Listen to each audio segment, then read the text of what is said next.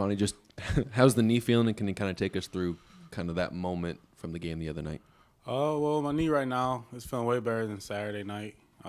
Just a little sore and tender right now, but what happened on the play, I was going in for a tackle, and my leg had got stuck under, Birch as he was making the tackle as well.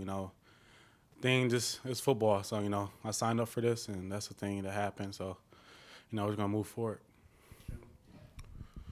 Hey, Devonni, you guys gave up 17 points in the first half against Mizzou, but then I think you only gave up 6 points in the second half. So what are some of the positive takeaways you can take away from that second half performance as you guys gear up for Vanderbilt?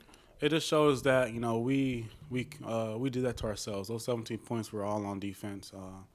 We shot ourselves in the foot, lack of detail, lack of effort, just not finishing to the ball, and just focusing on our keys. So the second half showed us that, we're still a good defense, and all we got to do is, do our jobs, lock in and communicate, and things will be okay.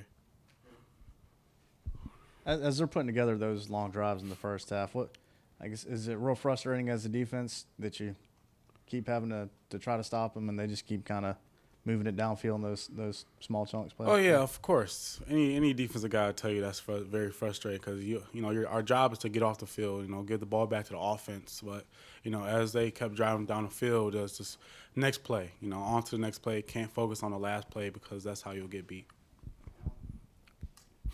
You mentioned a lack of effort there for some of the drives in the first half. What do you chalk that up to, and what changed after halftime when you held Missouri down just to 2 field goals?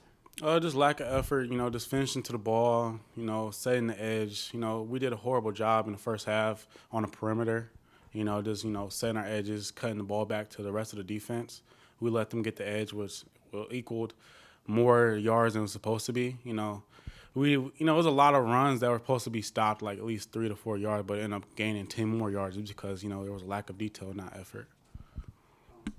Yeah, Devonni, kind of sticking with the edge. Now that teams have seen that, you're probably going to get a lot more of that against Vanderbilt moving forward. How do you guys go about correcting that, and is that something that can be corrected from week to week? Just in practice, focus on the details, listen to what the coach tells us to do, and, just going out there and practicing very hard every single day just to get better.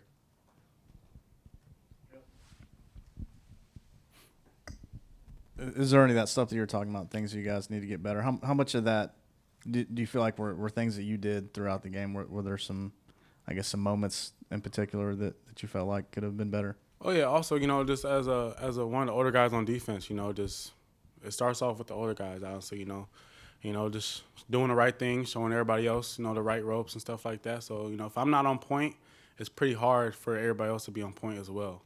So, myself as well, everybody else wasn't on point. Devonni, I know it's early in the week, but what have you seen from Vanderbilt's offense in the film you've been able to watch from them? Well, what we've seen so far, they're a pretty good offense. So, SEC, every game is going to be a tough one. So, we can't overlook these guys right now. There's a lot of talented players on Vanderbilt, and they can easily take you to a 4-quarter game if you let them. Are y'all viewing this as probably your best chance to really get that clinching bowl eligibility win, or just trying to view it as any other game at this point? Oh, just any other game. We're not focused on anything else right now. Just the task at hand on Saturday and getting a win.